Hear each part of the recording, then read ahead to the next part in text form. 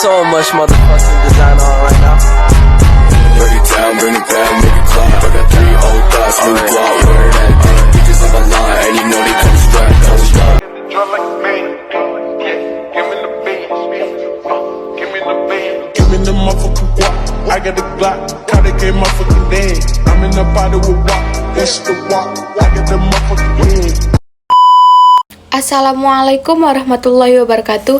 Halo guys, kembali lagi bersama saya. Di video kali ini saya akan menjelaskan materi lagi nih. Saya akan menjelaskan materi tentang Aum Umum Mata Kuliah Asesmen BK Non-Tes. Sebelum saya menjelaskan materinya, izinkan saya memperkenalkan diri terlebih dahulu. Perkenalkan, nama saya Dina Rahmadina dengan NIM 22006138, Departemen Bimbingan Konseling Fakultas Ilmu Pendidikan Universitas Negeri Padang.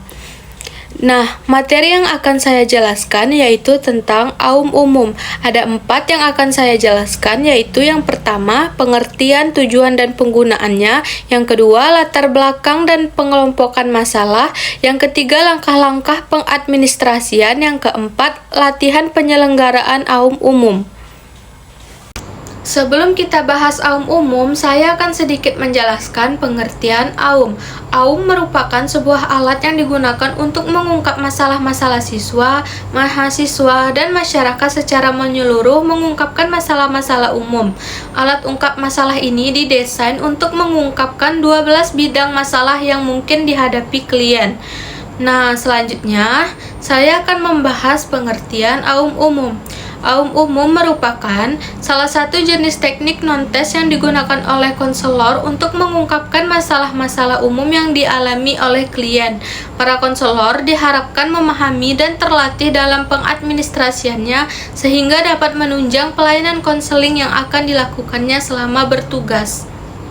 Aum atau alat ungkap masalah merupakan instrumen non-tes dalam kegiatan pelayanan bimbingan dan konseling yang digunakan untuk mengungkapkan aspek-aspek permasalahan yang sedang dihadapi individu atau klien pada kehidupan sehari-harinya. Secara umum dapat diungkapkan melalui Aum Umum dan kondisi permasalahan khusus yang dialami individu, terutama tentang masalah kegiatan belajar yang dilakukannya. Selanjutnya yaitu tujuan Aum Umum. Ada 3 tujuan Aum Umum, yaitu yang pertama, untuk mengungkapkan masalah seseorang secara umum. Yang kedua, untuk mendapatkan gambaran mengenai masalah pribadi dan masalah berat yang dialami siswa. Yang ketiga, untuk mengetahui masalah kelompok di kalangan siswa sesuai dengan bidangnya.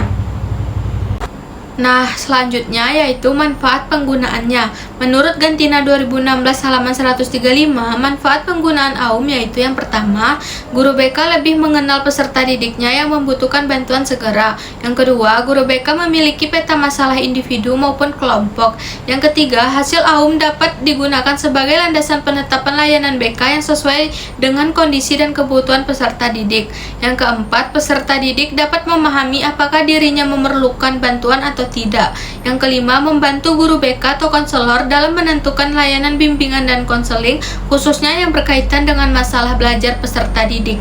Yang keenam, mengidentifikasi masalah yang terjadi pada peserta didik. Yang ketujuh, membantu peserta didik yang bermasalah dalam menyelesaikan masalah belajarnya untuk selanjutnya memberikan alternatif layanan, sehingga kendala peserta didik dalam menempuh tugas-tugas perkembangannya segera terjawabkan.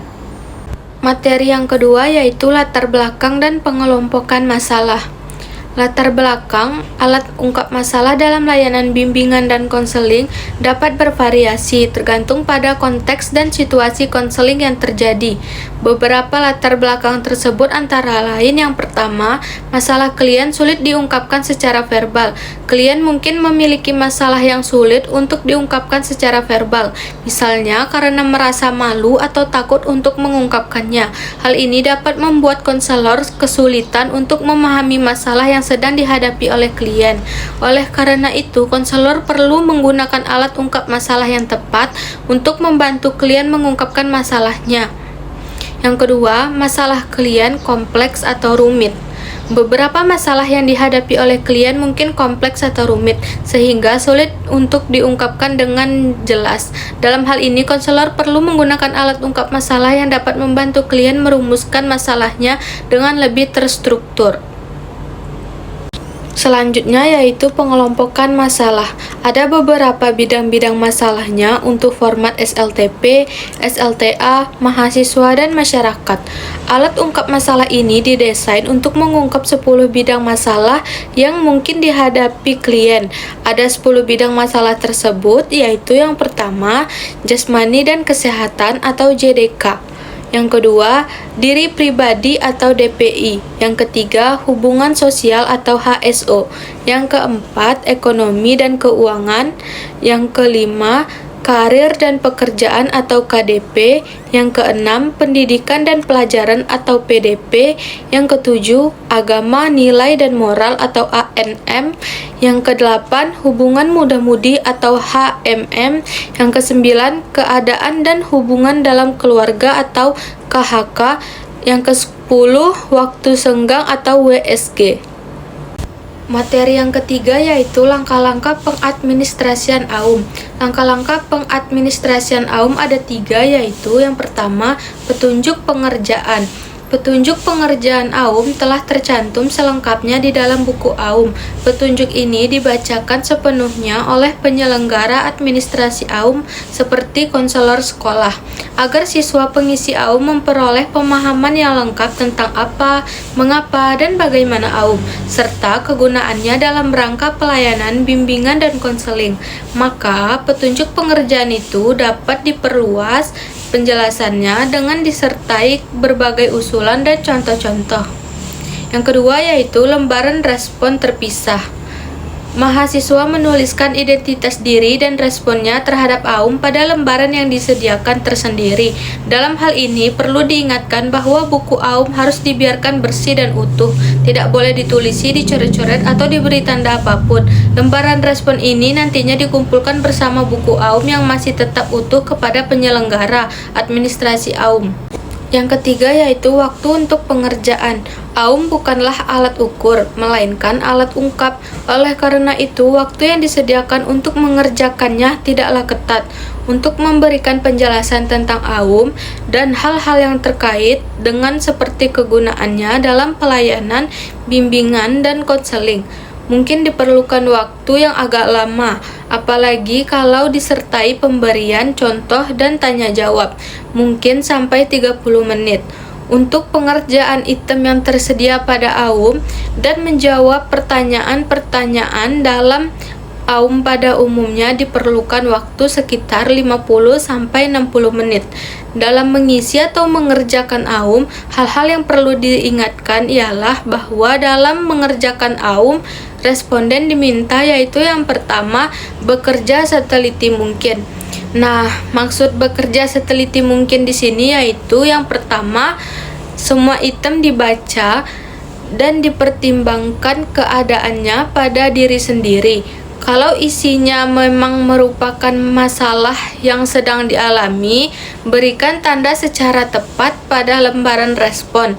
Yang kedua, semua pertanyaan yang ada pada AUM selain item-item masalah juga dijawab dengan sungguh-sungguh pada lembaran respon.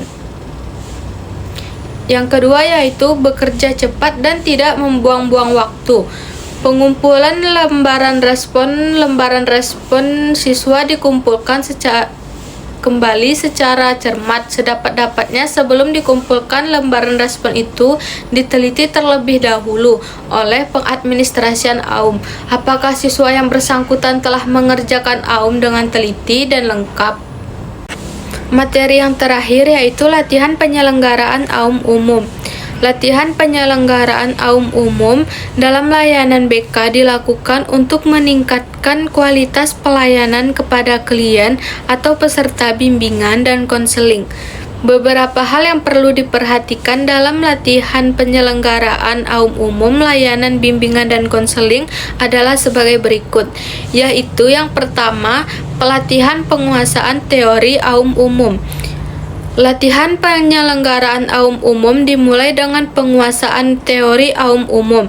Hal ini penting dilakukan agar tenaga BK dapat memahami prinsip-prinsip AUM umum dan mampu mengaplikasikan dalam layanan bimbingan dan konseling. Yang kedua, pelatihan praktik AUM umum. Setelah memahami teori AUM umum, langkah selanjutnya adalah melakukan latihan praktik AUM umum. Hal ini dapat dilakukan melalui simulasi atau role play dengan peran sebagai klien dan konselor. Dalam latihan ini, tenaga BK diharapkan dapat mengaplikasikan prinsip-prinsip AUM umum dengan tepat. Yang ketiga yaitu pelatihan refleksi diri. Selain penguasaan teori dan praktik AUM umum, latihan penyelenggaraan AUM umum juga harus dilakukan dengan refleksi diri. Tenaga BK diharapkan dapat memahami kekuatan dan kelemahan diri dalam menerapkan prinsip-prinsip AUM umum dan memperbaiki kekurangan yang ada. Yang keempat yaitu pelatihan supervisi. Supervisi adalah bagian penting dari latihan penyelenggaraan AUM umum dalam layanan BK. Dalam supervisi, tenaga BK akan dibimbing dan diarahkan oleh supervisor dalam mengaplikasikan prinsip-prinsip AUM umum dengan lebih baik. Hal ini akan membantu tenaga BK untuk meningkatkan kualitas pelayanan BK. Yang kelima yaitu pelatihan pengembangan diri. Terakhir, latihan penyelenggaraan AUM umum dalam layanan BK juga harus dilakukan dengan pengembangan diri. Hal ini dilakukan untuk meningkatkan kualitas pelayanan BK secara menyeluruh.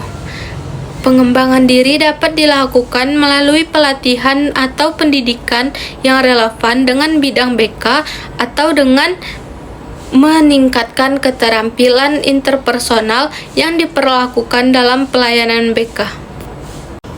Dengan melakukan latihan penyelenggaraan AUM umum secara teratur dan konsisten, tenaga BK dapat meningkatkan kualitas pelayanan BK dan memberikan manfaat yang lebih besar bagi klien atau peserta bimbingan dan konseling. Nah, itulah materi yang telah saya sampaikan tentang AUM umum. Sekian penjelasan materi dari saya. Bila ada kesalahan mohon dimaafkan. Saya akhiri dengan wabillahi taufiq wal hidayah. Wassalamualaikum warahmatullahi wabarakatuh. Bye. See you on the next video.